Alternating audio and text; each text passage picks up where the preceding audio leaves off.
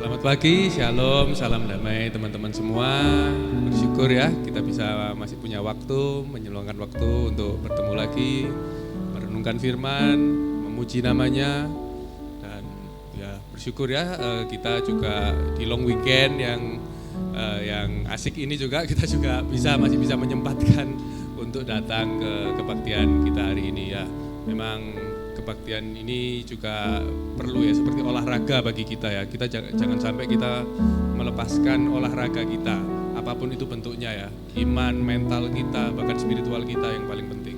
Ya, mari kita memulai dengan doa kita agar kita digemburkan hatinya sebelum kita benar-benar masuk dan merenungkan firman-Nya. Mari kita berdoa. Tuhan, terima kasih atas hari yang Kau jadikan bagi kami sekali lagi hari ini. Kami datang hari ini Tuhan ingin bertemu dengan Engkau Tuhan secara community dan secara khusus ingin mendengarkan firman-Mu, belajar mendekatkan diri dengan-Mu Tuhan. Kami siap Tuhan untuk memuji nama-Mu Roh Kudus, biarlah gemburkan hati kami hari ini. Dalam nama Yesus kami serahkan kebaktian hari ini. Amin.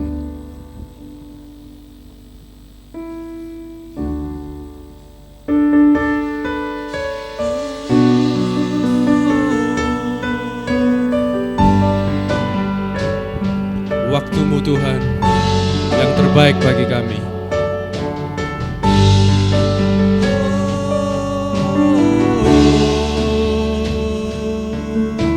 Waktu Tuhan, bila Kau izinkan sesuatu terjadi, ku percaya semua untuk kebaikanku. Bila nanti telah tiba waktu-Mu, ku percaya kuasa-Mu memulihkan hidupku. Sekali lagi, bila Kau izinkan sesuatu terjadi, ku percaya semua untuk kebaikanku. Bila nanti telah tiba waktu-Mu, ku percaya kuasa-Mu memulihkan hidupku. Waktunya, waktu Tuhan pasti yang terbaik. Walau kadang tak mudah dimengerti, lewati cobaan ku tetap percaya waktu Tuhan pasti yang terbaik.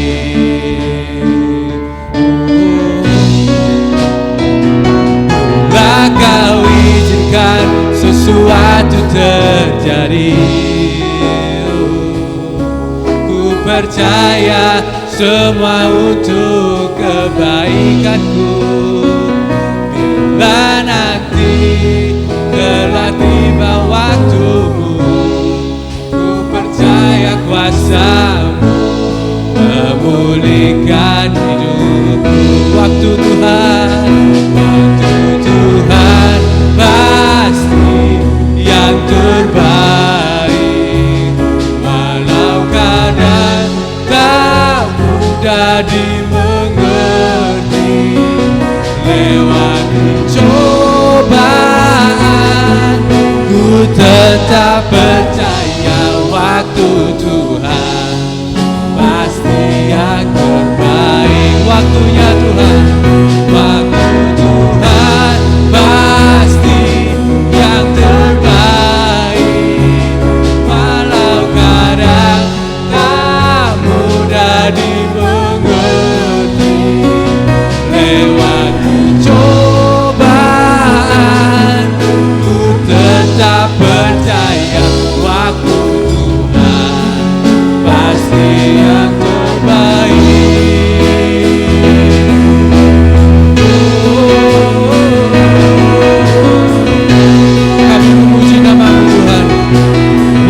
terbaik Tuhan. Engkau setia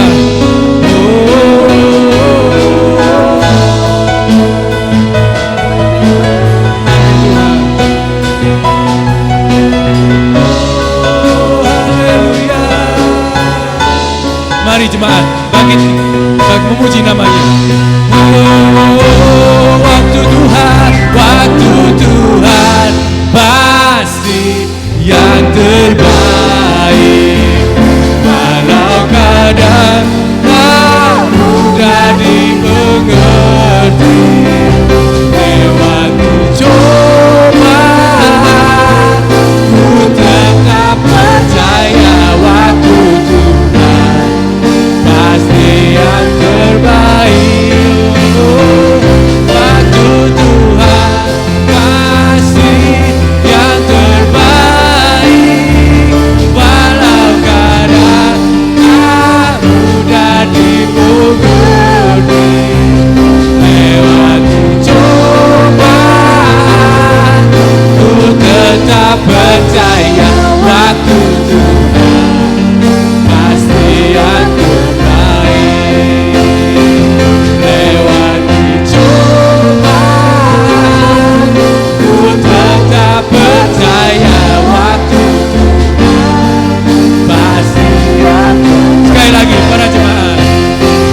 Lewati cobaan ku tetap percaya waktu Tuhan pasti yang terbaik. Beri kemuliaan kita. Amin, amin Tuhan. Mari puji namanya lebih semangat lagi. Yeah. Oh, ajar kami Tuhan. Oh, mari puji namanya dengan gembira.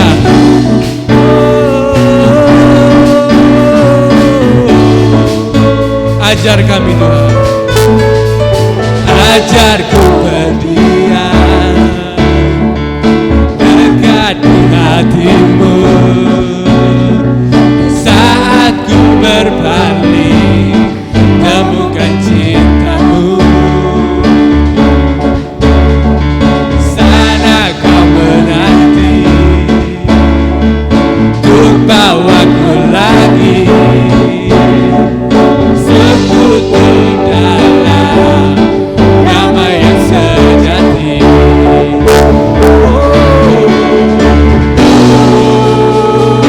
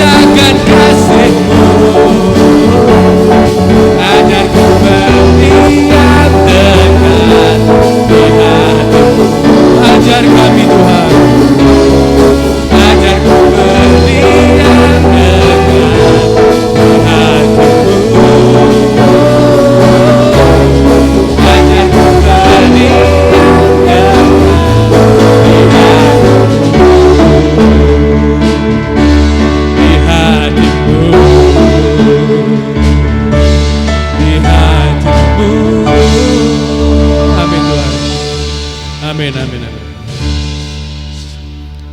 Tuhan, terima kasih atas kehadiran-Mu, Roh Kudus. Bersyukur atas hari ini Tuhan. Dan kami ingin Tuhan merenungkan firman-Mu Tuhan. Dan biarlah pujian dan doa-doa di dalam hati kami Tuhan menjadi layak dan Engkau dengar Tuhan. Bersyukur Tuhan atas Engkau yang setia Tuhan. Amin, amin.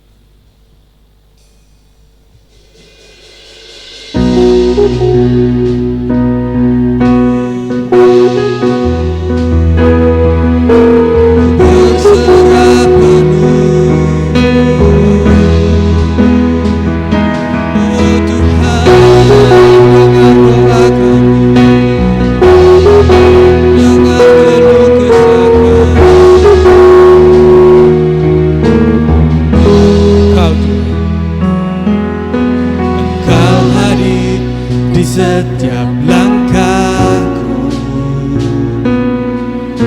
Kau melingkar di setiap jalanku, dan Kau hidupku dalam-Mu sesuai rencana-Mu. Dalam gelap tak akan ragu,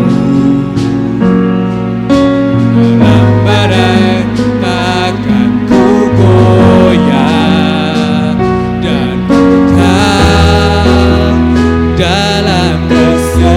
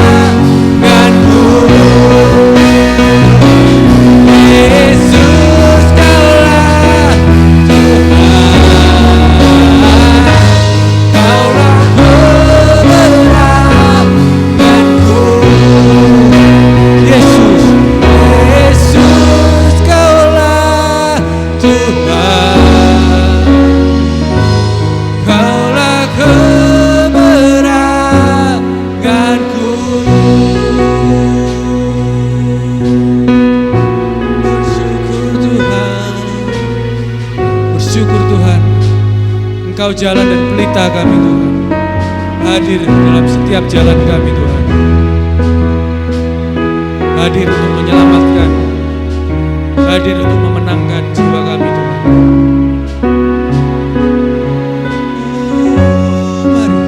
Mari para jemaat berdoa.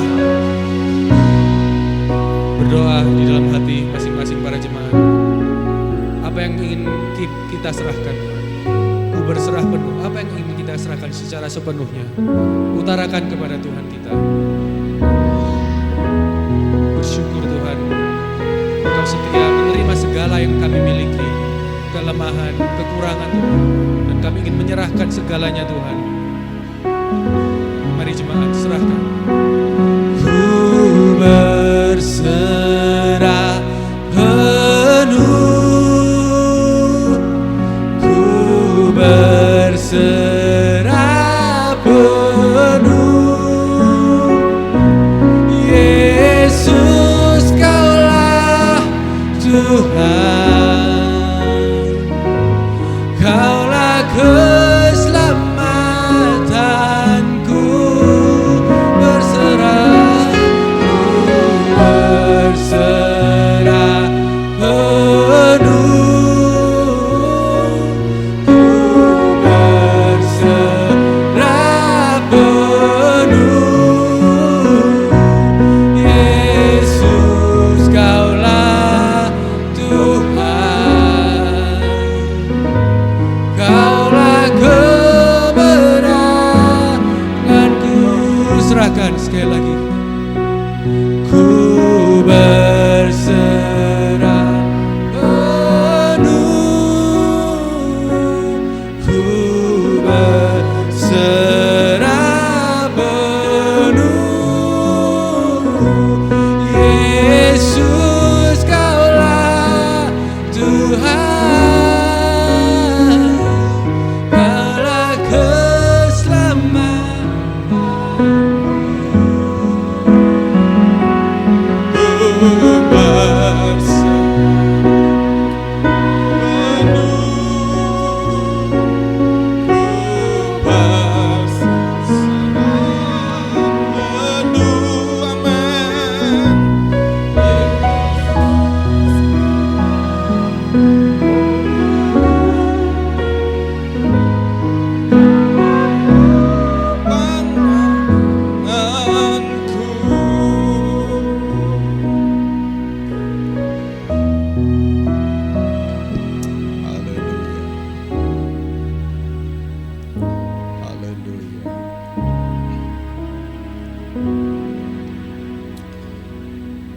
Sesungguhnya bagi setiap kita, saudara-saudara, manusia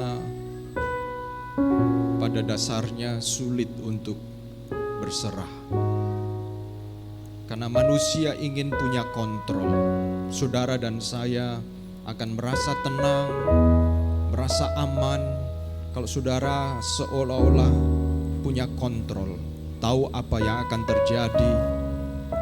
Apa yang saudara harapkan pasti terjadi, kita rencanakan pasti terjadi. Sehingga secara umum lagu ini adalah lagu yang mungkin enak kita nyanyikan, tetapi sesungguhnya tidak mudah untuk saya dan saudara melakukan. Sebab kita ingin memegang kendali, ingin mengetahui segala sesuatu, memastikan itu terjadi sesuai dengan rencana. Sehingga sifat alamiah itu biasanya kita berserah setelah kita pada akhirnya tidak bisa melakukan sebagaimana yang kita rencanakan. Kita menjadi berserah ketika kita menghadapi ketidakpastian. Kita berserah setelah beberapa kali pengalaman bahwa kita ternyata tidak seperti, kita tidak sekuat yang kita bayangkan. Kita tidak sebegitu punya kendali terhadap apa yang kita pikir bisa kita kendalikan. Di sanalah biasanya penyerahan itu terjadi. Kapan itu terjadi? Ketika saudara dan saya biasanya menghadapi perkara yang lebih besar dari kekuatan kita. Itu bisa sakit penyakit, itu bisa situasi kondisi, itu bisa hal-hal yang membuat kita merasa terancam. Di titik itulah biasanya kita mulai merasa ingin berserah, ingin berserah. Tetapi saudara, firman Tuhan mengingatkan kepada kita, Yesus pernah berkata, apabila engkau tidak punya iman seperti anak kecil ini, engkau tidak layak untuk kerajaan surga. Anak kecil, dia ada di dalam satu penyerahan, tetapi bukan penyerahan oleh karena seperti sudah mentok, sudah tidak bisa apa-apa. Penyerahan oleh karena dia yakin bahwa orang tuanya pasti punya pikiran, punya perencanaan, orang tuanya pasti ingin melakukan yang terbaik. Itulah penyerahan, saudara-saudara. Kalau saudara dan saya percaya bahwa Allah punya rencana yang terbaik, saudara akan belajar berserah. Saya belajar berserah, bukan karena sesuatu yang kita hadapi tidak pasti, tetapi kita percaya bahwa Tuhan punya rencana yang terbaik buat saudara dan saya. Amin. Mari kita datang kepada Tuhan. Di dalam nama Yesus, kami menghampiri Engkau sekali lagi ya Tuhan. Kami menyerahkan setiap kehidupan kami kepadamu ya Tuhan. Karena kami sadar bahwa secara dorongan dari diri kami sendiri seringkali kami sulit untuk berserah. Tetapi ajar kami punya iman seperti anak kecil yang dibawa oleh orang tuanya, dan dia yakin orang tuanya pasti punya rencana yang baik. Demikian juga kami ya Tuhan, kami mau belajar berserah kepadamu ya Tuhan, bahwa Engkau punya rencana yang terbaik, bahwa Engkau punya maksud yang terbaik. Itu sebabnya sekali lagi kami menyerahkan setiap kehidupan kami kepadamu Tuhan. Dan hanya di dalam nama Yesus Kristus kami mau berserah juga agar firman-Mu Engkau kerjakan sesuai dengan kehendak-Mu di dalam setiap kami masing-masing. Demi nama Yesus Kristus kami mengucap syukur dan berdoa. Amin, amin. Puji Tuhan. Silakan duduk kembali saudara-saudara.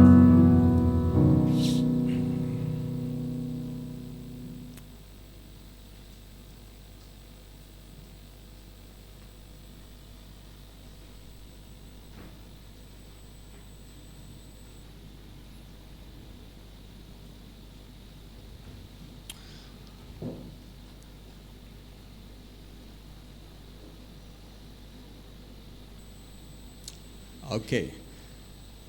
Shalom saudara-saudara. Selamat pagi saya ucapkan kepada kita semuanya. Dan senang bisa kembali bertemu dengan saudara-saudara pagi hari ini. Puji Tuhan, hari ini hari yang spesial. Karena seumur-umur kayaknya SAF belum pernah dress code-nya untuk yang melayani pakai batik ya saudara. Jadi hari ini pada pakai batik ya saudara. Saudaraku, saya akan mengajak kita untuk merenungkan satu bagian firman Tuhan kembali tentang Roh Kudus. Hari ini adalah peringatan hari Pentakosta ya, hari di mana para murid-murid mereka menantikan pencurahan Roh Kudus dan kemudian mereka dipenuhi oleh Roh Kudus.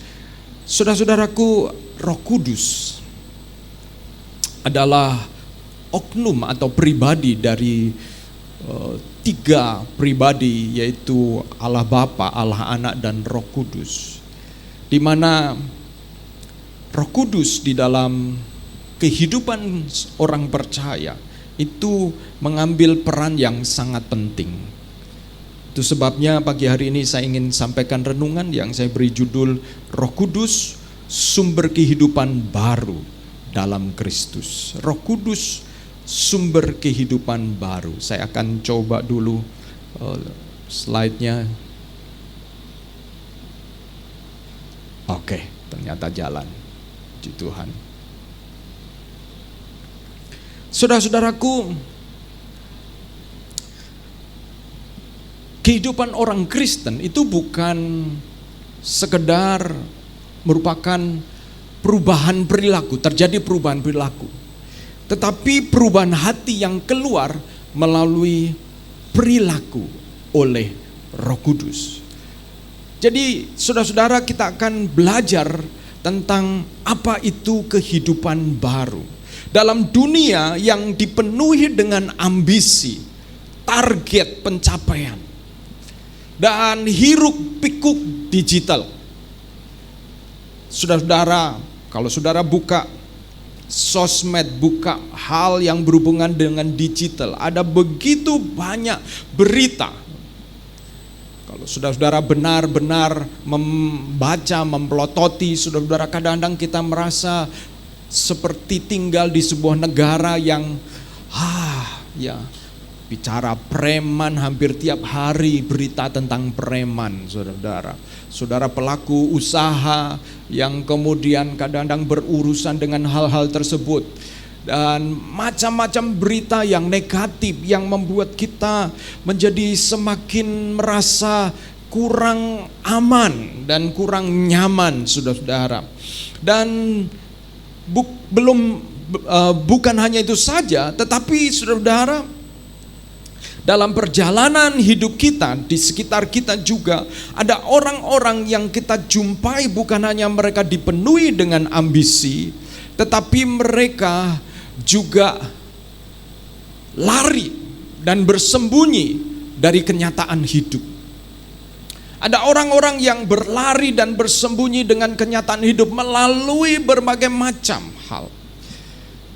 Bisa melalui kehidupan yang dia jalani seolah semua baik-baik saja, atau melalui diri kita atau orang tersebut meniru orang lain yang kemudian itu bagian dari cara dia bersembunyi. Banyak orang yang kita kenal kelihatannya baik-baik saja, tetapi sesungguhnya mereka sedang berlari dari kerasnya kenyataan yang mereka hadapi.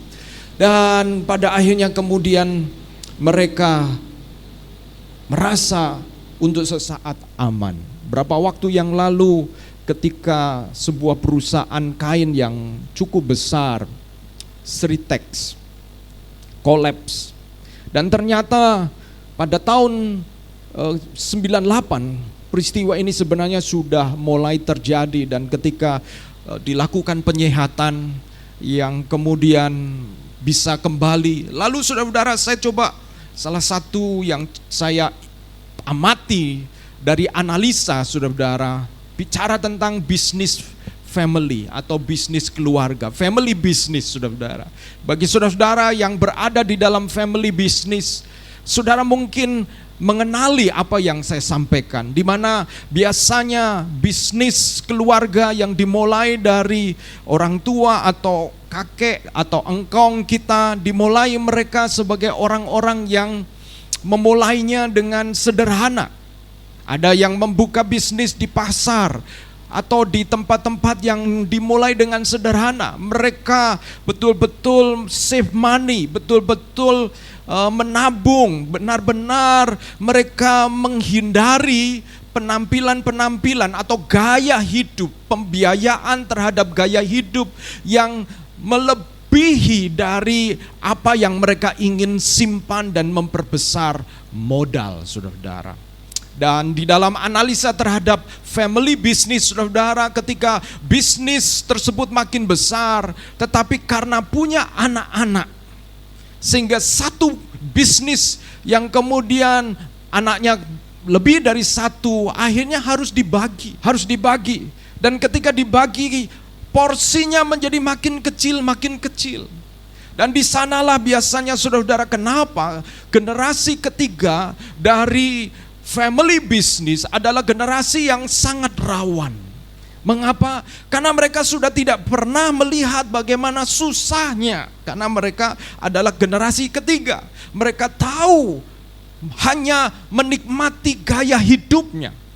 Dan pada akhirnya, saudara-saudara, ketika gaya hidup itu kemudian coba dibiayai, ada banyak orang yang kemudian bukan membiayai hidup, tetapi membiayai gaya hidup. Dan itulah yang kemudian menempatkan salah satu ketika analisa terhadap perusahaan yang kolaps tersebut, seorang profesor yang bernama Renal Kasali, dia mengamati bahwa ada banyak orang yang kemudian mengalami kesulitan karena mereka kemudian bukan membiayai hidup, tetapi membiayai gaya hidup. Dan gaya hidup inilah yang kemudian sangat subjektif, berhubungan dengan kesukaan, saudara. Dan pada akhirnya kenapa orang-orang yang pada akhirnya kemudian mereka yang awalnya hidup dari income mereka, lama-lama mereka hidup dari hutang mereka. Nah ini saudara-saudara, saya bicara ini apa hubungannya dengan pembahasan kita? Saudara, ada hubungannya. Ada hubungannya, saudara-saudara. Ada hubungannya, tetapi sabar dulu, saudara-saudara. Nah, sehingga kita kemudian tidak benar-benar memperhatikan apakah arti hidup kita sesungguhnya, saudara-saudara. Apakah arti hidup kita sesungguhnya? Dan saudara-saudara, kita perlu waspada untuk saudara-saudara benar-benar jangan sampai saudara-saudara tanpa sadar kita sedang menghabiskan begitu banyak resources untuk membiayai gaya hidup dan bukan membiayai hidup itu sendiri. Kenapa? Karena ini rentetannya akan begitu banyak, saudara-saudara. Rentetannya akan begitu banyak. Dan kalau sebagai orang percaya, orang Kristen, kenapa saya sampaikan kita perlu waspada?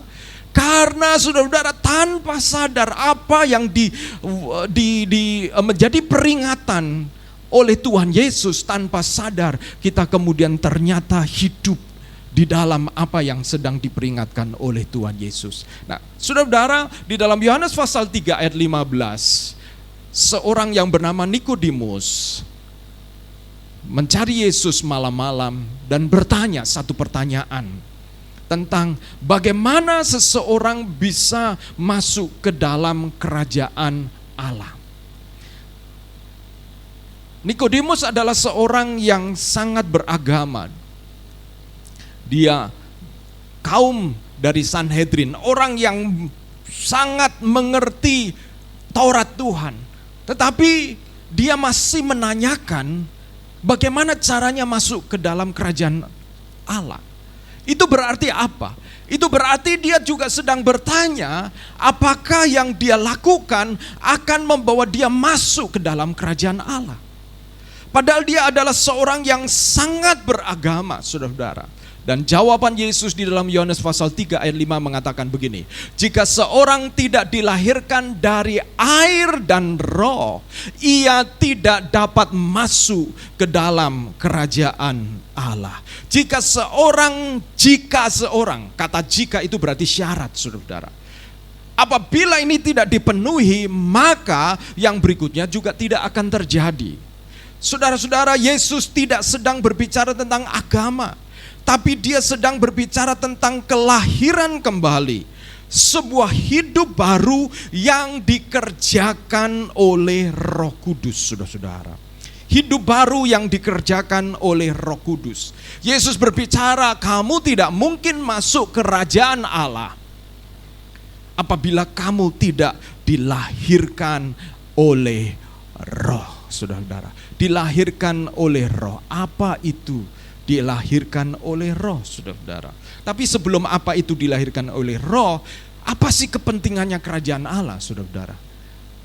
Apa itu artinya kerajaan Allah? Kerajaan Allah itu bukan hanya bicara nanti. Kalau orang Yahudi memahami kerajaan Allah, itu adalah nanti, di akhir dari segala sesuatu. Tetapi ketika Yesus mengajar, Yesus datang ke bumi, dia menyampaikan bahwa kerajaan Allah sudah dekat. Ketika Yohanes Pembaptis memberitahukan kerajaan Allah sudah dekat. Dan itu bicara Yesus yang datang. Dan begitu Yesus datang, maka kerajaan Allah itu terjadi. Mengapa? Karena kerajaan Allah itu berbicara tentang Yesus Kristus menjadi raja. Tidak harus nanti, Tetapi pada saat saudara dan saya mempercayai, ku berserah penuh, Yesus menjadi Raja, maka disitulah kerajaan Allah terjadi. Kerajaan Allah itu terjadi. Dan ketika kerajaan Allah itu terjadi, kehidupan kekal mulai terjadi, saudara-saudara. Jadi kerajaan Allah itu terjadi ketika Yesus menjadi Raja. Siapa rajanya? Berapa banyak kali kita bisa saja mengaku sebagai orang Kristen, tetapi sesungguhnya kita tidak sedang ada di dalam kerajaan Allah. Mengapa? Karena bukan Yesus yang jadi Raja. Siapa yang menyerajai kita? Siapa yang mengendalikan hidup kita? Persoalan kita, masalah kita, sakit penyakit kita, kegagalan kita, keberhasilan kita, kesuksesan kita, seringkali itu yang kemudian merajai kita. Itu yang kita dengar perintahnya, itu yang kita taati keinginannya dan kehendaknya. Sehingga Yesus seolah-olah hanya menjadi aksesoris. Bahkan Yesus seolah-olah hanya menjadi jaminan supaya nanti saya masuk surga. Padahal saudara, kematian Yesus bukan hanya supaya kita masuk surga. Kematian Yesus itu mengubahkan setiap saudara dan saya dari Adam pertama yang hidup di bawah kutuk dan melakukan dosa, kemudian menjadi Adam yang kedua seperti Kristus hidup di bawah kerajaan Allah, di bawah pemerintahan Allah, dan hidup dalam hidup yang berkelimpahan. Sebagaimana yang dikatakan oleh Tuhan Yesus, barang siapa percaya kepadaku, ia akan hidup dan hidup berkelimpahan. Saudara, ini bukan bicara nanti tentang surga, tetapi ini bicara tentang hari ini. Ketika saudara menjalani hidup, kita akan memiliki abundant life, kehidupan yang berkelimpahan. Kenapa? Karena kerajaan Allah terjadi pada saat ini ketika saudara dan saya mengaku menjadikan Yesus Kristus sebagai Raja. Bukan hanya sekedar mengaku, tetapi memang Yesus Kristus menjadi Raja. Seringkali berapa banyak di antara kita dalam kehidupan ini kita terdistraksi, kita terganggu dengan ada hal-hal yang memang mengancam hidup kita atau membawa kita untuk memperhatikan itu sebagai seolah dia adalah raja bagi hidup kita. Seolah dia adalah raja yang menentukan kita. Dan Yesus pernah mengatakan begini, barang siapa mempertahankan nyawanya, justru dia akan kehilangan nyawanya. Sebuah prinsip yang paralel dengan prinsip kerajaan Allah. Di mana ketika kita mempertahankan nyawa kita, artinya apa? Sudah bukan berarti kita mati konyol, saudara. Itu bicara tentang penyerahan. Begitu kita melihat bahwa jiwa nyawa kita itu menjadi pusat dari hidup kita, disitulah kita kehilangan. Kenapa? Karena kita justru kehilangan hidup yang kekal. Sebab Kristuslah yang kemudian menjadi pusat dari hidup saya dan saudara-saudara. Makanya barang siapa kehilangan nyawanya, artinya kehilangan nyawanya itu apa?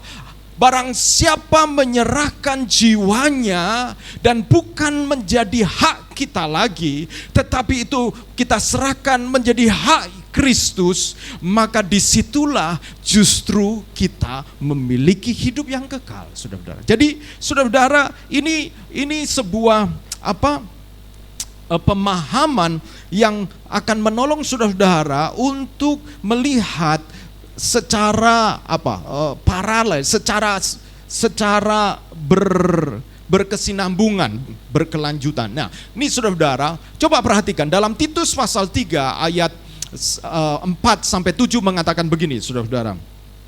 Titus pasal 3 ayat 4-7, Tetapi ketika nyata kemurahan Allah juru selamat kita dan kasih-Nya kepada manusia, pada waktu itu Dia telah menyelamatkan kita bukan karena perbuatan baik yang telah kita lakukan, tetapi karena rahmat-Nya, karena kemurahannya, karena anugerah-Nya, oleh pemandian kelahiran kembali dan oleh pembaharuan yang dikerjakan oleh Roh Kudus. Berarti ada dua peristiwa di sini, saudara. Yang pertama, oleh pemandian kelahiran kembali. Sama seperti yang dikatakan dalam Yohanes pasal 3 ayat 5. Apabila kamu tidak lahir dari air dan roh, yaitu roh berbicara tentang dilahirkan kembali, maka tidak bisa masuk dalam kerajaan Allah. Maka di sini dikatakan kita oleh karena pemandian kelahiran kembali dan pembaharuan yang dikerjakan oleh Roh Kudus yang sudah dilimpahkannya kepada kita oleh Yesus Kristus juru selamat kita, supaya kita sebagai orang yang dibenarkan oleh kasih karunia berhak menerima hidup yang kekal. Ini bukan bicara berhak nanti pada waktu saudara dan saya mungkin eng-ing di adiasa bisa. Saudara, kata berhak itu bicara tentang begitu saudara mengalami kelahiran kembali, lalu ada pembaharuan, di sanalah saudara mengalami hidup yang kekal. Tetapi memang kehidupan kekal seutuhnya nanti ketika kita bersama dengan Tuhan. Tetapi sementara saudara dan saya hidup, saudara dan saya sudah ada di dalam kehidupan yang kekal karena pemerintahan hidup kita itu adalah pemerintahan Kristus. Cara kita menyelesaikan masalah adalah cara sesuai dengan firman Tuhan, karena Kristus itu berfirman melalui firman-Nya kepada kita. Cara kita ketika kita disakiti, kita tidak bertanya kepada daging kita dengan mengatakan, kalau kamu ini disakiti, orang nggak tahu siapa kamu ya. Siapa kamu? Ya, ini ego kita yang dibangkitkan ya. Dia perlu tahu bahwa kamu ini begini. Dan saudara, sehingga kemudian kita meresponi sebuah respon yang pada dasarnya adalah sebenarnya daging kita. Bukan berarti kita tidak boleh membalas, tetapi bagaimana balasan yang kita berikan, kita perlu bertanya kepada firman Tuhan, kepada Kristus. Itulah contoh bagaimana saudara hidup yang kekal itu dipraktekkan di dalam hidup kita, saudara-saudara. Apa itu kelahiran baru, saudara-saudara? Pernah saudara mendengar istilah kelahiran baru? Ya pasti ya. Saya harap saudara mengerti atau pernah mendengar ini. Dan apakah arti kelahiran baru? Kelahiran baru itu bukan pindah agama baru. Bukan bicara tentang memeluk agama baru. Kenapa? Karena kelahiran baru itu bukan bicara ganti KTP, saudara-saudara. Ganti kebiasaan ibadah. Dulu ibadahnya model begini, sekarang ibadahnya model begitu. Tetapi kelahiran baru itu berhubungan dengan sesuatu yang terjadi di dalam diri kita. Karena itu adalah pekerjaan Roh Allah, Roh Kudus.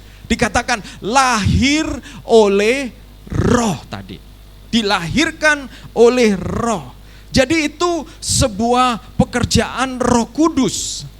Dan kelahiran baru itu, saudara-saudara, kelahiran baru itu menghidupkan hati yang mati.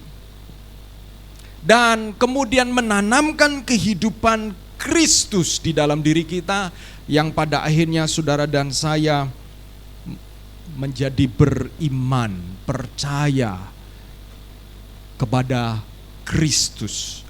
Roh Kuduslah yang menolong saudara dan saya untuk percaya kepada Kristus, untuk menyadari bahwa saya orang berdosa. Saya sering memakai ilustrasi ini untuk juga mengingatkan saya bahwa anak-anak saya juga perlu pengalaman kelahiran baru. Kenapa? Sekalipun mereka lahir dari keluarga Kristen, keluarga pendeta, tapi kelahiran baru itu bicara tentang sesuatu yang terjadi di dalam hidup mereka. kami keluarga dengan budaya rohani yang kami bangun menolong mereka lebih beruntung untuk mengenali kebenaran sejak dini. Tetapi kelahiran baru harus terjadi di dalam diri mereka ketika mereka menyadari bahwa mereka adalah manusia yang berdosa. Manusia yang bisa diperintah oleh daging mereka, diperintah oleh keinginan yang merupakan didorong oleh keinginan manusia, daging. Nah, saudara-saudara, bagaimana saudara punya pengalaman kelahiran baru? Ya, apa yang terjadi? Apa yang terjadi? Ketika saya mengalami kelahiran baru. Nah, saudara-saudara, yang dikerjakan oleh Roh Kudus. Saya yang awalnya melakukan pelayanan. Jadi saya sudah terlibat pelayanan sejak SMP ya, saudara-saudara. Saya sejak SMP karena ya keluarga pendeta. Jadi sejak SMP saya sudah mulai terlibat pelayanan. SMA, ketika saya SMA ya, saya mulai belajar main musik dan kemudian saya masuk tim musik, saya mengajar sekolah minggu, saya dipercayai untuk mengajar kelas pratama ya. Kelas pratama itu kira-kira umur 9 tahun ya, kelas 3 SD itu kelas pratama. Saya mengajar mereka, saya mengajar sungguh-sungguh, saya mempersiapkan sungguh-sungguh. Saya buat alat peraga, saudara-saudara. Saya buat alat peraga. Kalau saya ngajar, saya biasanya pakai action, benar-benar. Kalau jadi Daud, saya kadang-kadang membawa peralatan yang menolong mereka untuk memvisualisasi kisah tentang Daud. Sehingga saya punya hubungan yang sangat erat dengan anak-anak sekolah minggu saya. Bahkan ketika saya sudah sekolah di Malang, lalu kemudian jadi hamba Tuhan, lalu saya pulang, saya ketemu dengan mereka. Mereka sudah besar, mereka ada yang menikah, tetap panggil saya Om, karena waktu mereka sekolah minggu mereka panggil saya Om ya. Dan saudara-saudara, tetapi saya menyadari bahwa ketika saya lakukan itu sebelum kelahiran baru, saya melakukan itu sebagai bagian dari kehidupan beragama saya. Yaitu seperti semua orang yang beragama, lakukan itu. Tetapi ketika saya mengalami kelahiran baru, ketika Roh Kudus jamah saya, dan saya kemudian mengalami kelahiran baru, yang saya lihat pertama kali itu bukan pelayanan yang saya sudah lakukan. Justru yang saya lihat pertama kali adalah kesadaran tentang saya orang berdosa. Saya melakukan itu sebagai sebuah skill, keterampilan. Sama seperti kita, saudara dan saya melakukan semua pelayanan ini bisa karena itu keterampilan yang kita lihat dan kita bisa pelajari, saudara. Tetapi pertanyaannya, siapakah yang memerintah kita? Siapakah yang memerintah kita? Dan ketika saudara saya mengalami pengalaman kelahiran baru, saya melihat dari perspektif yang berbeda pelayanan saya, saudara-saudara.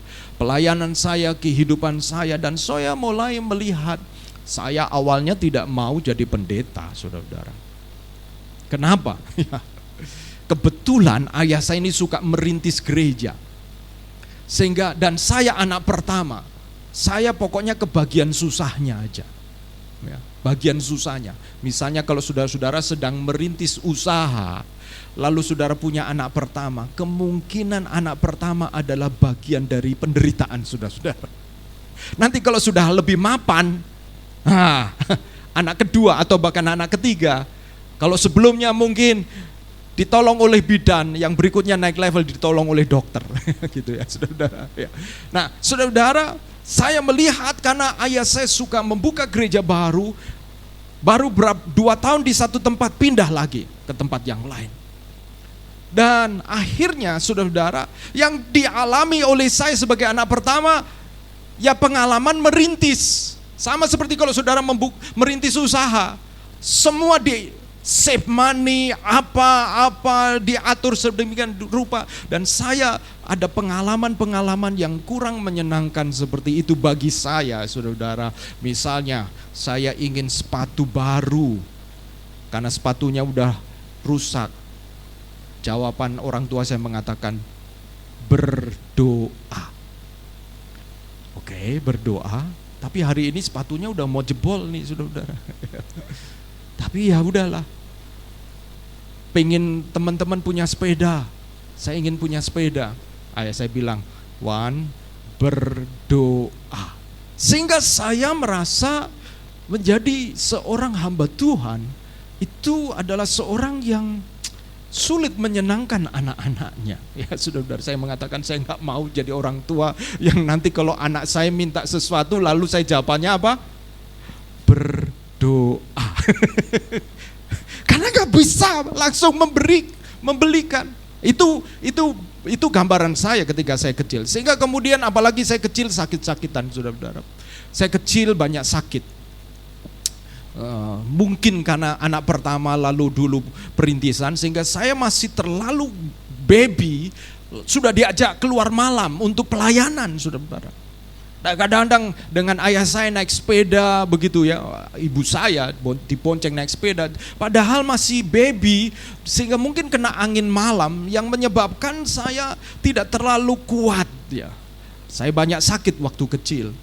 Dan itu menyebabkan saya punya pengalaman, impression, kesan yang kurang baik dari kehidupan keluarga hamba Tuhan.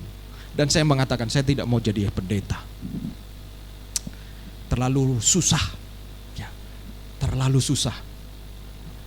Dan saudara-saudara, tetapi ketika saya mengalami kelahiran baru, pada waktu saya mengalami kelahiran baru, Roh Kudus membuat saya dilahirkan baru. Yang pertama, saya menyadari keberdosaan saya. Dan ketika saya menyadari keberdosaan saya menyadari betapa bersyukurnya saya di sebuah keluarga, dibesarkan dan dilahirkan oleh sebuah keluarga yang menolong saya untuk melihat bahwa hidup saya adalah hidup yang dikehendaki Tuhan, hidup yang dihargai oleh Tuhan, hidup yang mengenal pengorbanan Kristus, yang pada akhirnya melihat, yang berikutnya melihat pelayanan saya dengan cara yang berbeda. Yang awalnya saya lakukan karena kewajiban sebagai anak pendeta, sebagai anak gembala. Sama kalau saudara punya toko atau orang tua saudara punya usaha, saudara membantu karena kewajiban, bukan? Apalagi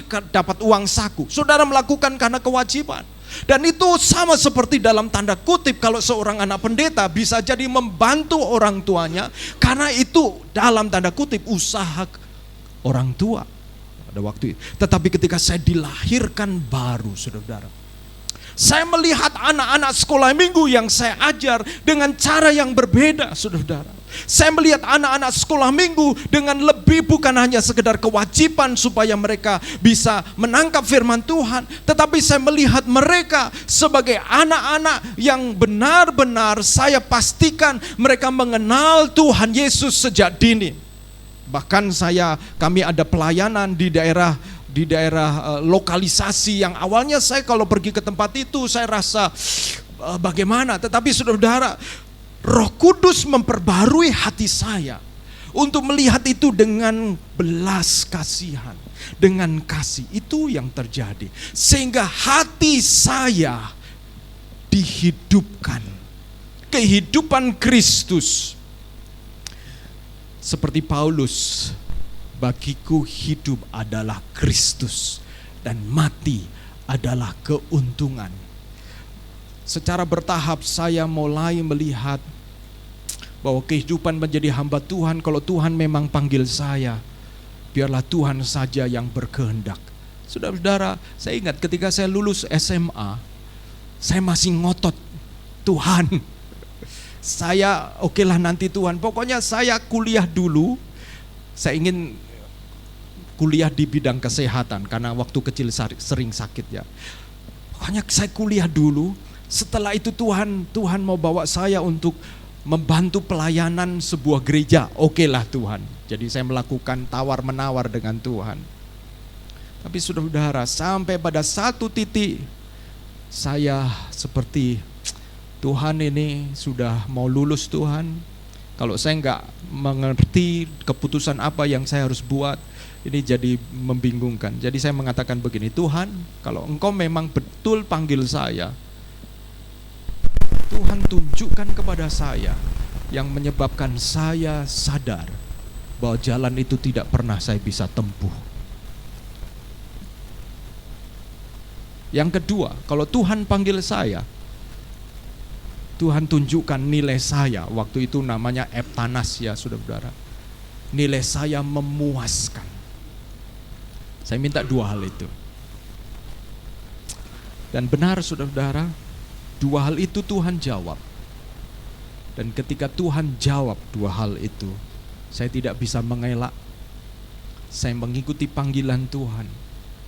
Dan saya belajar untuk hidup di dalam kerajaan Allah, Kristus yang memerintah masa depan saya.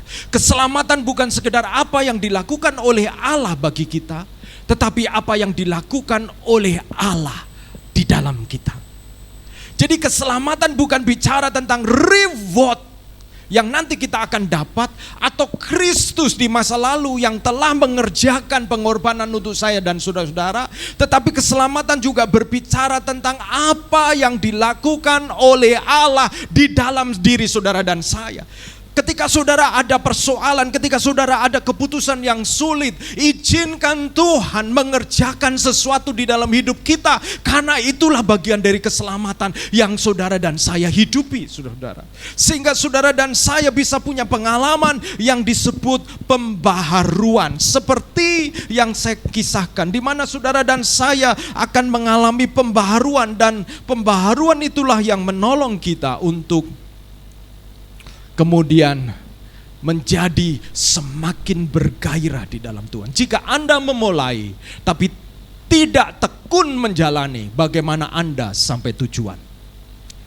Berapa banyak di antara kita punya pengalaman, oh saya diselamatkan Tuhan, oh ada teman saya ngajak begini. Tetapi saudara-saudara makin menyadari ketika di dalam perjalanan, saudara bisa saja kemudian mengalami seperti stagnasi gitu ya. Berhenti gitu. Dan sehingga kita kemudian kayaknya setelah sekian tahun jadi orang Kristen kok sama aja ya. Lalu belum kemudian kita mendapatkan validasi dari orang-orang yang kita kategorikan sebagai orang yang harusnya jadi teladan. Tetapi ternyata orang itu tidak jadi teladan. Orang itu bisa menjadi alasan buat kita untuk melakukan pembenaran dengan mengatakan udah kayaknya sama saja. Saudara-saudara, berarti kita mengabaikan karya Roh Kudus yang melakukan pembaharuan. Bagaimana kita bisa sampai tujuan kalau kita hanya memulai dan tidak menekuni menjalani perjalanan iman kita, saudara-saudara? Peran Roh Kudus dalam kelahiran baru dan transformasi dunia kehidupan. Ketika seseorang bertobat dan percaya kepada Yesus, Roh Kudus berperan aktif dalam mengubah pusat kehidupan kita dari diri sendiri menjadi Kristus. Saudara-saudara, berapa banyak kita berpikir Kristus itu pasif, sehingga kitalah yang aktif. Aku harus ikut Yesus, aku harus begini, aku harus begini. Berapa banyak kemudian kita menjadi lelah karena kita berpikir kitalah yang aktif. Saudara-saudara, Kristus itu seperti, dan diri kita itu seperti gaya gravitasi bumi ini, saudara-saudara. Gravitasi, siapa yang kemudian menjadi pusat, itulah yang menarik kita. Siapa yang menjadi pusat, itulah yang menarik kita. Kalau yang menjadi pusat adalah diri kita, maka itu akan menjadi gravitasi di dalam hidup kita. Sama seperti gravitasi bumi ini ya saudara-saudara. John Newton yang menemukan gravitasi, konon dia menemukan secara tidak sengaja. Ketika dia ada di taman, lalu melihat buah apel jatuh, plek. Lalu kenapa jatuh ya? Jatuhnya kenapa ke bawah gitu. Saudara-saudara, menurut saudara-saudara, gaya gravitasi bumi ini pasif atau aktif? atau agresif. Saudara, karena kita sudah hidup dengannya, kita pikir dia pasif. Dia aktif, saudara. Kenapa? Karena kalau dia nggak aktif, kita terlempar semua, saudara. Ya, saudara akan terlempar. Ya. Dan di dalam hukum gravitasi yang kemudian diteorikan oleh John Newton menyatakan bahwa gaya gravitasi itu besarnya sesuai dengan besarnya massa dari benda itu. Ya, jadi karena bumi ini, maka pusat bumi inilah yang menarik segala sesuatu, yang kemudian karena benda yang lain juga punya gravitasi, sehingga kemudian masing-masing ini bukan hanya punya daya tarik, tetapi jarak juga menentukan sehingga punya daya tolak. Nah, kalau itu ilmu fisika ya, sudah benar. Tetapi kembali, kalau diri kita yang menjadi daya gravitasi, maka segala sesuatu termasuk jadi pengikut Yesus pun sebenarnya untuk memenuhi diri kita sendiri. Kenapa? Karena itu gaya gravitasi kita. Kita dalam hubungan kerja, dalam kehidupan, dalam pernikahan, membangun hubungan, membangun karir, kalau itu yang menjadi gaya pusat dari hidup kita adalah diri sendiri, maka semua yang Tuhan janjikan kamu akan hidup di dalamku dan kamu akan hidup berkelimpahan, itu sulit terjadi, saudara. Jadi kenapa? Karena bukan Kristus. Itu sebabnya Kristus yang menjadi pusat dari diri kita, pusat dari kehidupan kita. Itu sebabnya perlu pengalaman kelahiran baru dan pengalaman pembaharuan setelah kelahiran baru itu terjadi, saudara-saudara. Seperti gaya gravitasi, saya sebagai hamba Tuhan harus cek tiap kali.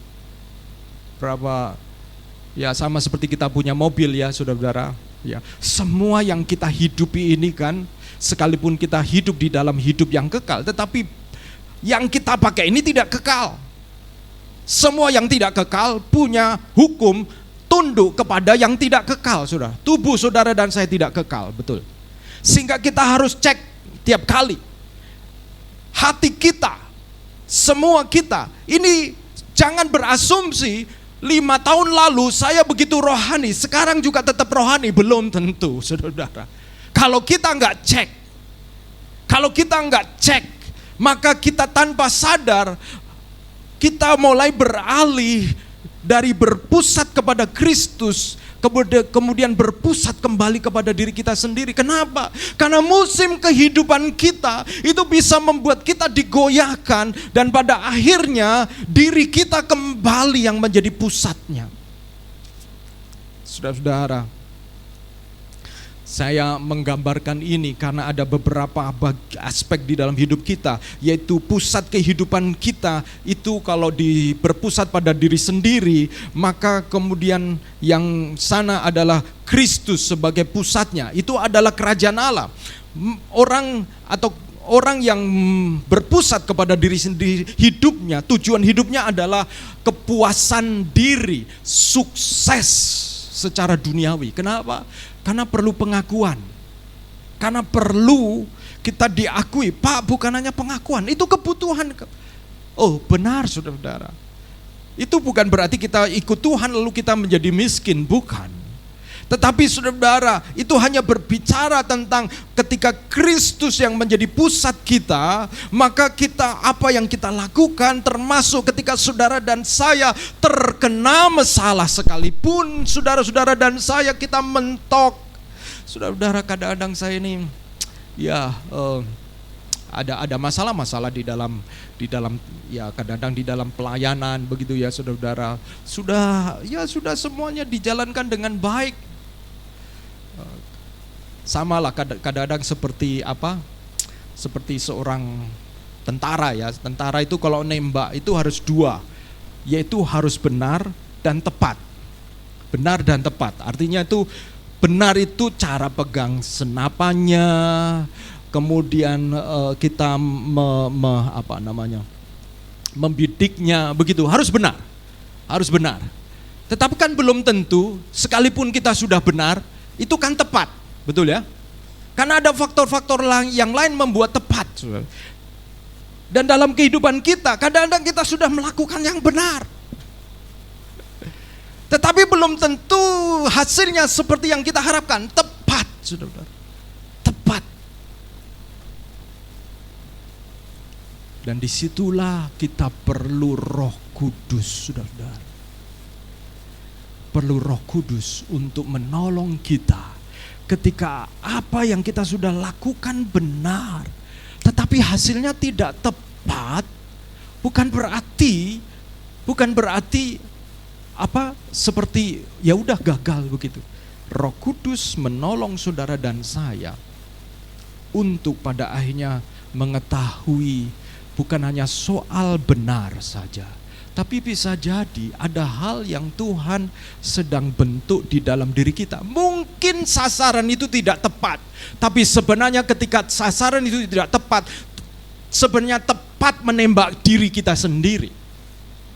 Mungkin kita kurang rendah hati, kita sudah tepat, tapi mungkin kita timing, kita pada akhirnya itu menyadarkan kita untuk diri kita di-upgrade. Nah, saudara-saudara, sama seperti mobil yang dari waktu ke waktu kita harus bawa ke bengkel. Kehidupan kita juga dari waktu ke waktu harus dibawa ke bengkel. Dan izinkan Roh Kudus untuk memeriksa kita. Ya, izinkan Roh Kudus untuk memeriksa kita. Bagaimana kehidupan saudara dan saya, kehidupan baru. Sudahkah Anda mengalami kelahiran baru? Apakah saudara pernah dan sudah mengalami kelahiran baru? Pak, memang saya apa sih Pak kelahiran baru? Karena itu sifatnya dilahirkan oleh Roh. Saudara mengalaminya, saudara. Saudara mengalaminya. Sama seperti saudara jatuh cinta. Pak, jatuh cinta itu apa sih Pak? Saudara yang pernah jatuh cinta? Ya kalau diteorikan itu, kata seorang penyanyi Dul Sumbang, cinta itu katanya tidak bisa ditebak begitu, katanya begitu ya, saudara-saudara ya. Tetapi saudara-saudara, kelahiran baru adalah pekerjaan Roh Kudus.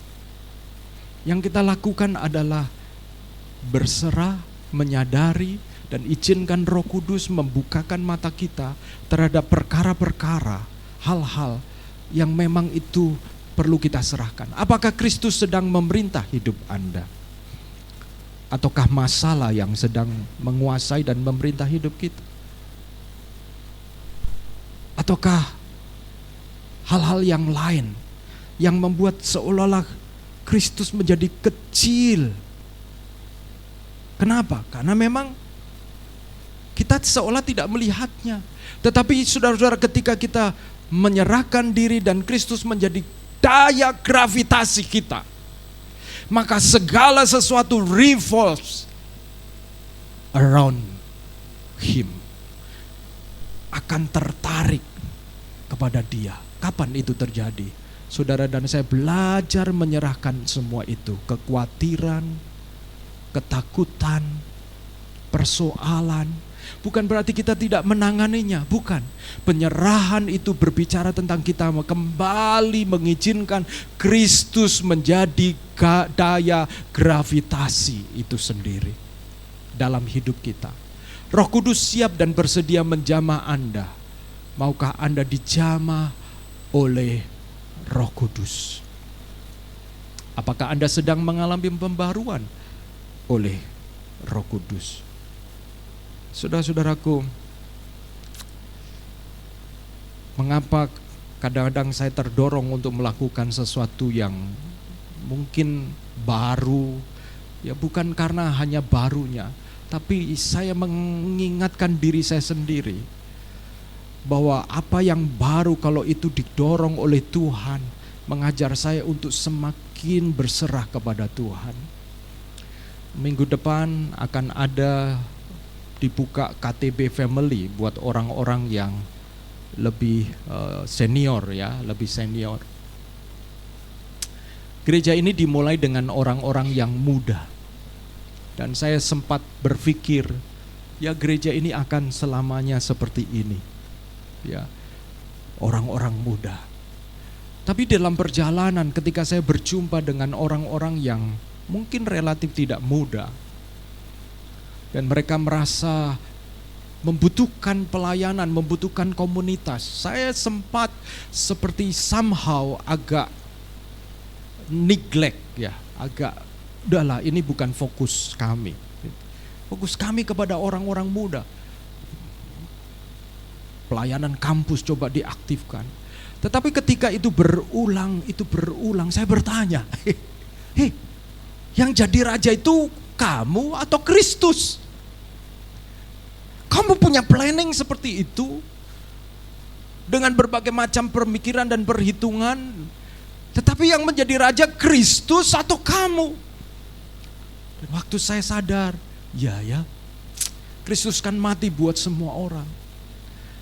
Dan ketika saudara ada orang-orang yang kami layani, tetapi saya dorong setengah agak lembut begitu ya. Kembali kalau dia ke gereja, oke kembali ke gerejanya. Pokoknya ya udahlah begitu. Kami tidak benar-benar layani, hanya sebatas melayani ketika ada persoalan dan persoalan itu selesai. That's all. Saya merasa itulah tugas kami, menolong pada. Tetapi pada akhirnya ketika ini terus berulang, saya mulai berpikir, Tuhan, mungkinkah kalau dulu saudara, terus terang bersama-sama dengan rekan-rekan hamba Tuhan, biasanya kami ngobrol begini ya, kan ketika ada jemaat meninggal dunia, lalu dia harusnya rapat, sorry ini ada jemaat yang meninggal dunia. Oke, saya tanya, kira-kira persentase usia dari jemaat yang kamu layani berapa? Persentase yang lebih tua begitu. Wah, 75%. Oh ya, berarti akan banyak pelayanannya di kedukaan gitu. Sambil bergurau saya ngomong, kalau pelayanan saya banyak pernikahan dan penyerahan anak. Saya ngomong gitu ya, saudara. Karena memang relatif lebih muda-muda begitu ya. Tetapi saudara, ketika tahun lalu sebenarnya pertengahan hampir 3/4 tahun lalu ketika kita mulai Natal itu saudara.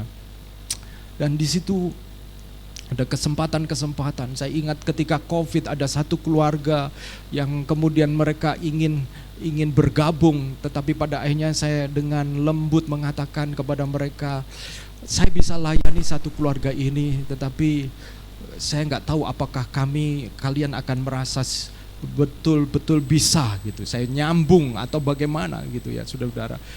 Tetapi saudara, pada akhirnya saya sadar, termasuk di dalam gereja, di dalam pelayanan, Kristus harus menjadi pusat, bukan program kita, tapi Kristuslah yang menjadi pusat. Kalau Kristus membawa kita untuk melangkah ke babak baru, pastikan saudara dan saya mengikutinya. Mari kita berdoa bersama-sama. Saya mengundang pemain musik maju ke depan.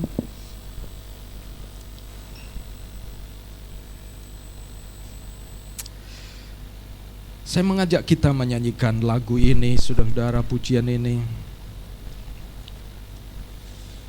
Pujian sebelumnya telah menolong kita untuk menyerahkan diri. Adakah hal-hal yang sedang saudara hadapi dan itu seolah-olah berusaha menjadi pusat perhatian hidup kita?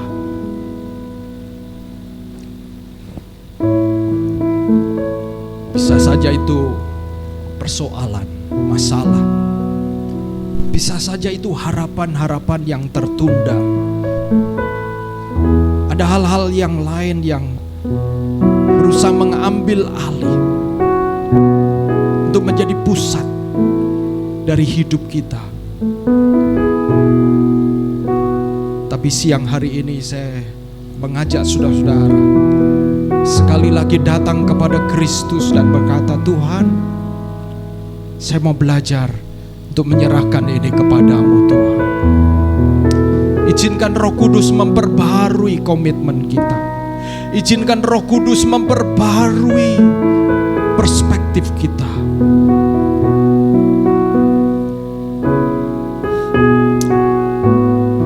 Mari kita bangkit berdiri bersama-sama menyanyikan pujian ini. Jesus at the center. Jesus at the center of it all. Jesus at the center of it all. From beginning to the end, it will always be, it always be in you, Jesus. Jesus, Jesus is the center of the Lord. Jesus at the center of it all. From beginning to the end, it will always be in you, Jesus.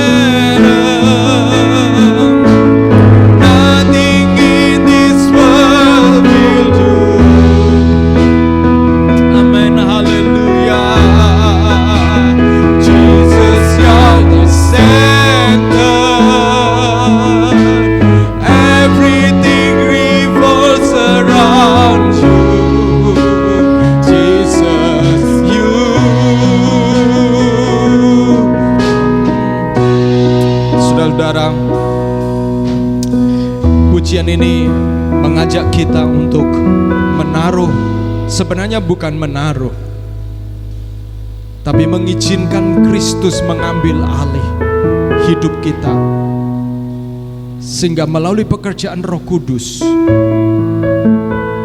kita selalu ditarik kepada Kristus. Roh Kudus mengingatkan kita, hai Agustinus, bukan itu pusat hidupmu. Pernah satu kali saya tidak bisa tidur, saudara-saudara, karena ada masalah yang harus saya hadapi, dan itu sesuatu yang baru. Ada resiko-resiko yang saya pikirkan kalau saya salah mengambil keputusan. Dan ketika saya pagi-pagi saya bangun, subuh saya bangun, saya mau langsung memikirkan, mau mengerjakan apa yang saya pikir harus saya kerjakan. Tetapi ketika saya duduk di bawah kaki Tuhan, Roh Kudus ingatkan, hei Agustinus, bukan itu yang menjadi pusat hidupmu. Masalah akan selalu bisa datang dari mana saja, tapi cara kamu menyelesaikan masalah bukan dengan cara bahwa itulah yang akan menentukan mati hidupmu. Sebab hidupmu sudah ditebus oleh darah Yesus. Engkau harus kembali kepada Kristus. Dan saudara-saudara, ketika saya kembali, saya mengizinkan Roh Kudus untuk bekerja menjamah saya, saudara-saudara. Dan ketika saya datang kepada Tuhan di dalam doa, di dalam pujian, di dalam penyembahan, saudara-saudara. Dan saudara-saudara, ketika itu terjadi, saya mulai belajar menyerahkan kepada Kristus. Saya belajar di dalam penyerahan itu. Roh Kudus adalah sumber hikmah. Dia penolong ilahi yang disediakan buat saudara dan saya. Pada kesempatan siang hari ini, adakah di antara saudara-saudara yang seperti engkau sedang bergumul dan seolah ada perkara lain yang seolah-olah itu menarik gravitasi supaya saudara berpusat kepadanya? Izinkan Roh Kudus untuk datang menjamah saudara-saudara. Roh Kudus akan menuntun saudara dan saya. Bahkan Roh Kudus akan memberikan kepekaan kepada saudara dan saya. Karena Roh itu akan memperbarui kita. Baru di dalam pemikiran, baru di dalam jalan keluar, baru di dalam penyerahan, baru di dalam iman, baru di dalam kekuatan, baru di dalam melihat masa depan, saudara-saudara. Haleluya, haleluya, haleluya, haleluya, haleluya. Kesempatan pada siang hari ini, saya mengundang saudara-saudara, kalau ada di antara saudara-saudara yang sedang membutuhkan uluran tangan Tuhan, membutuhkan uluran tangan Tuhan, Roh Kudus sebagai roh yang melahirkan saudara di dalam kelahiran baru. Roh itu juga akan memperbarui kita, memberikan kekuatan baru, semangat baru, damai sejahtera baru, sukacita baru, kekuatan pengharapan yang baru. Kalau ada di antara saudara-saudara yang mengatakan dalam hati, Tuhan, itu saya Tuhan, saya perlu Tuhan, saya perlu Tuhan, saya perlu Engkau Tuhan.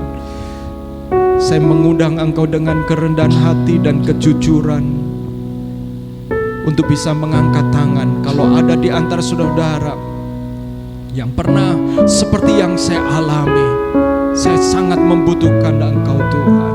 Saudara, saya minta Engkau angkat tangan di hadapan Tuhan. Haleluya, haleluya, haleluya, haleluya. Oh syukur, amen, amen, haleluya. Tuhan mengenal hidup kita lebih daripada siapapun juga. Haleluya. From my heart to the heaven, Jesus be the center. It's all about you. Yes, it's all about you. From my heart to the heaven, Jesus be the center. It's all about you. Yes, it's all about you. To the heaven, Jesus be the center. All about you. Yes, it's all about you. From my heart to the heaven. Oh, hallelujah. It's all about you. Yes, it's all about you.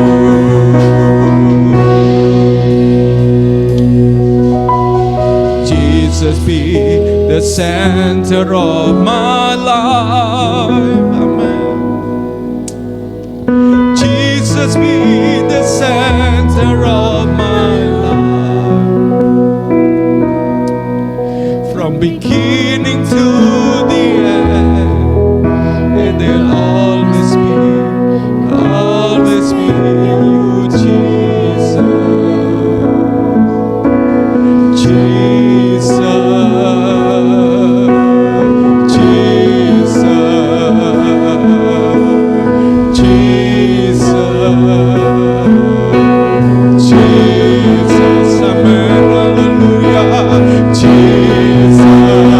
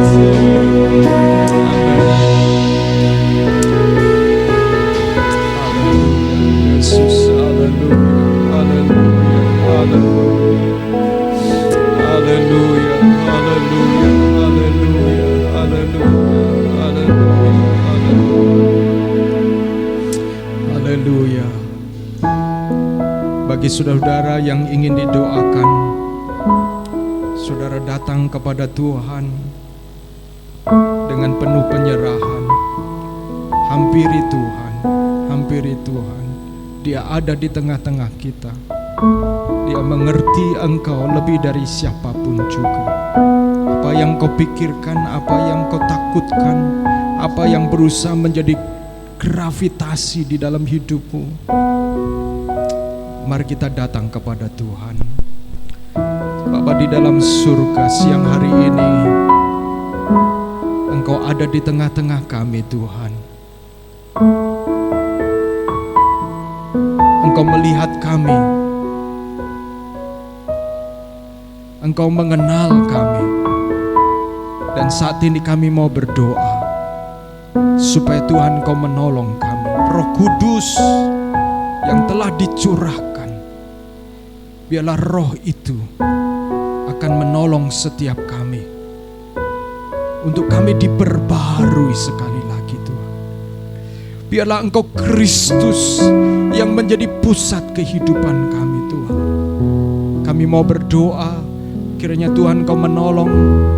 Kami menyerahkan apa yang menjadi tantangan, apa yang menjadi seolah-olah berusaha merebut tempat Kristus dan menjadi pusat perhatian kami mau serahkan itu kepadamu Tuhan.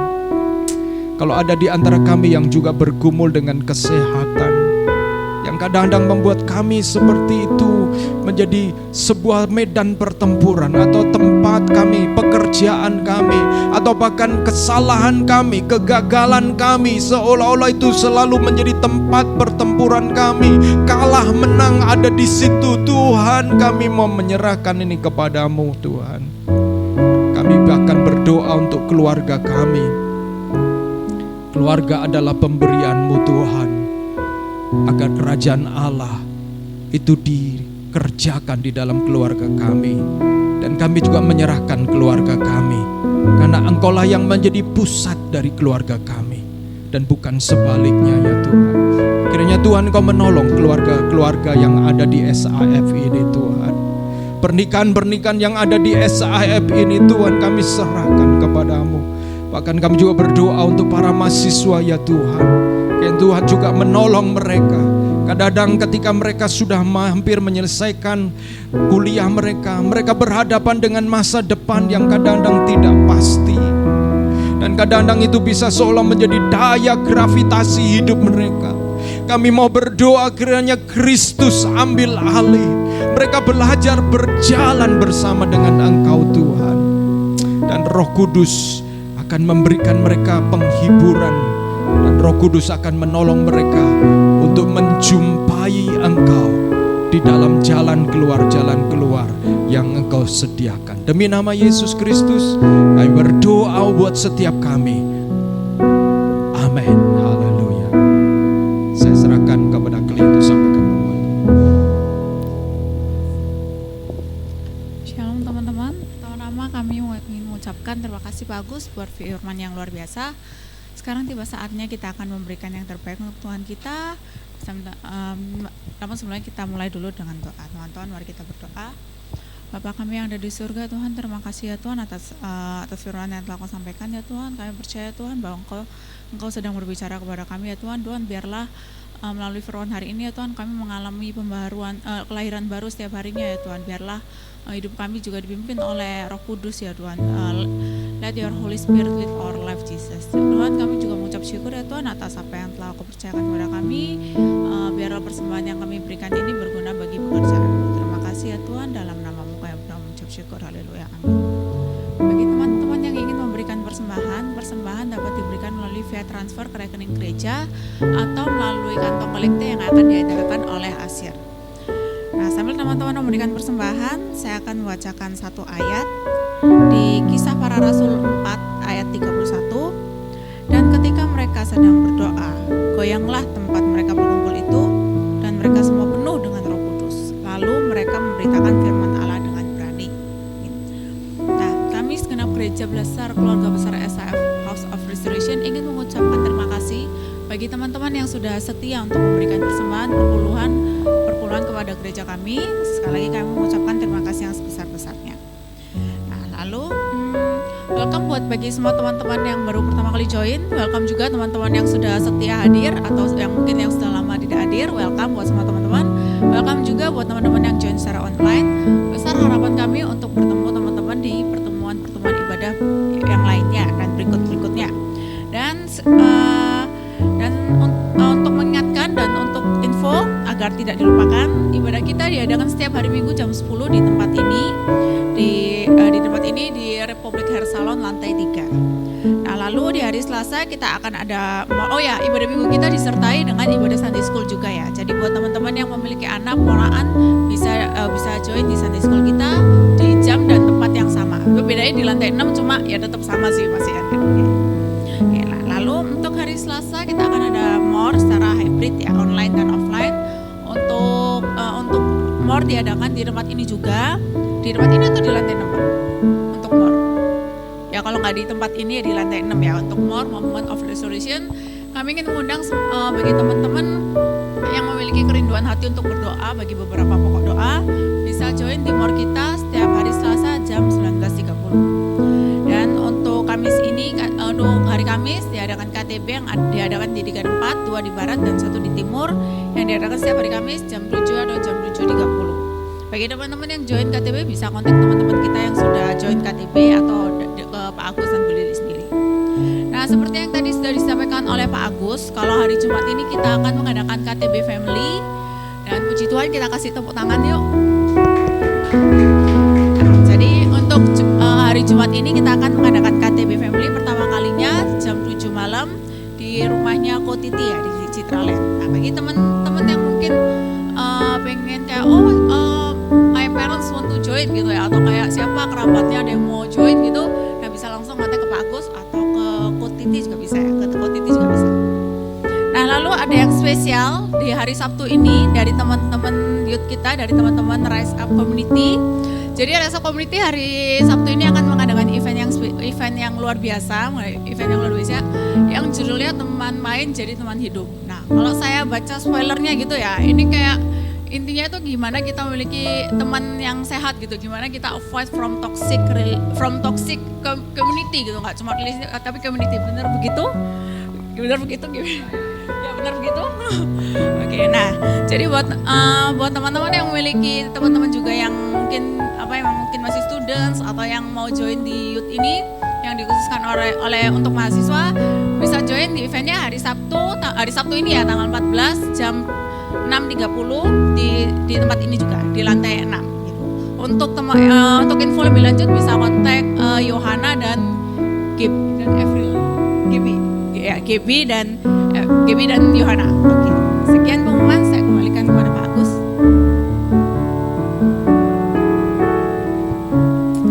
Ya, kita support adik-adik kita ya, saudara-saudara yang akan mengadakan event ini, termasuk speakernya. Siapa ya speakernya tadi yang foto di tengah itu ya? Itu foto di mana itu ya? Iya. Dan sekali lagi saudara-saudara, kembali bahwa kebetulan dua hal ini berurutan. Begitu hari Jumatnya ada KTB Family.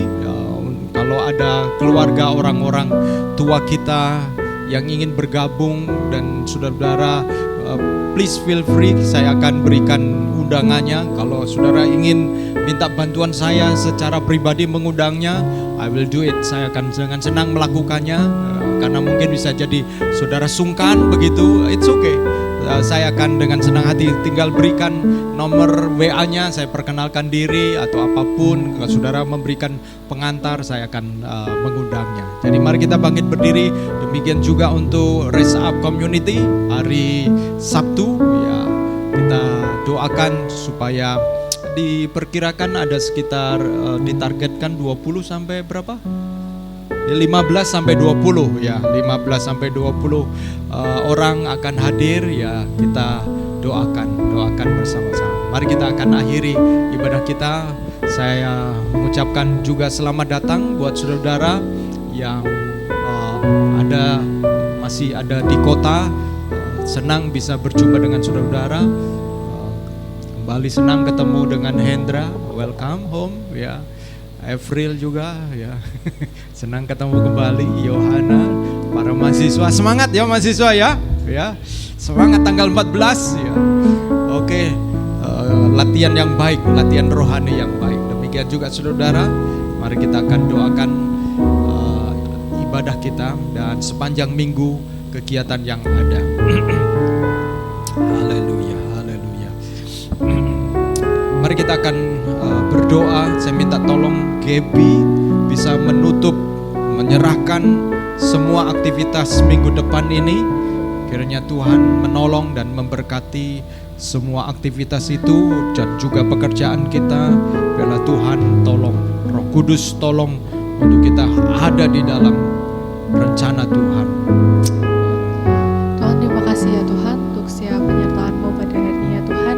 Sebentar kami berdoa ya Bapa, menyerahkan aktivitas gereja kami ya Tuhan di pada hari Jumat dan Sabtu ya Tuhan. Kami menyerahkan KTB Family ya Tuhan. Kau memberkati untuk setiap orang-orang senior ya Tuhan yang akan ikut join ya Tuhan. Kau memberkati setiap mereka ya Bapa. Kau memberkati hati mereka ya Tuhan agar dapat menerima-Mu lebih lagi ya Tuhan. Kami juga berdoa untuk orang-orang yang akan datang ya Tuhan. Biarlah mereka merasakan jamahan-Mu lebih lagi ya Tuhan.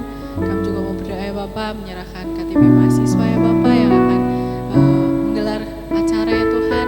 Kami memberkati ya Bapak setiap anak-anak muda yang akan datang ya Tuhan. Biarlah mereka yang mungkin belum mengenal-Mu ya Tuhan agar dapat mengenal-Mu lebih lagi ya Tuhan. Dan kami dapat menjadi berkat bagi mereka ya Bapak. Kami memberkati ya Tuhan juga aktivitas gereja kami selama minggu ini ya Tuhan agar berjalan dengan baik dan tanpa ada halangan satupun ya Tuhan. Kau memberkati di dalam Tuhan Yesus. Kami doa dan ucap syukur. Haleluya, amin. Saudara-saudaraku yang kekasih, angkatlah tanganmu dan terimalah berkat Tuhan. Tuhan menyinari engkau dengan wajah-Nya dan memberikan engkau kasih karunia. Tuhan menghadapkan wajah-Nya kepadamu dan memberikan engkau damai sejahtera. Diberkatilah rumah tanggamu, diberkatilah hubunganmu, diberkatilah keluargamu, diberkatilah pekerjaanmu, diberkatilah studimu, bahkan diberkatilah ketika engkau menghadapi tantangan persoalan yang tidak mudah, yang membuat engkau mungkin menjadi sulit tidur, membuat malam-malammu menjadi malam-malam yang menyiksa. Tetapi percayalah, ketika engkau belajar bergantung, bersandar kepada Tuhan, Allah turut bekerja di dalam segala perkara untuk mendatangkan kebaikan bagimu. Dan jadilah setiap engkau menjadi pelaku-pelaku firman. Dan biarlah damai sejahtera Allah, kasih sayang dari Tuhan Yesus Kristus, dan penghiburan oleh karena Roh Kudus menyertai engkau dan saya untuk terus hidup berkemenangan setia sampai Maranatha, Yesus menjemput kita semua. Yang percaya katakan amin, amin, amin, amin. Jadikan aku indah yang kau pandang mulia,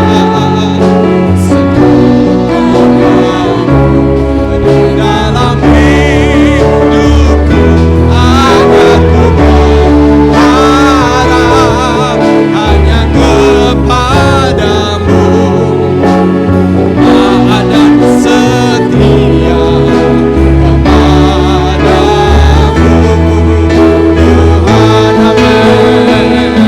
Jadikan aku indah yang kau pandang mulia, di dalam hidupku ajar ku berharap hanya kepadamu, taat dan setia, taat dan setia, taat dan setia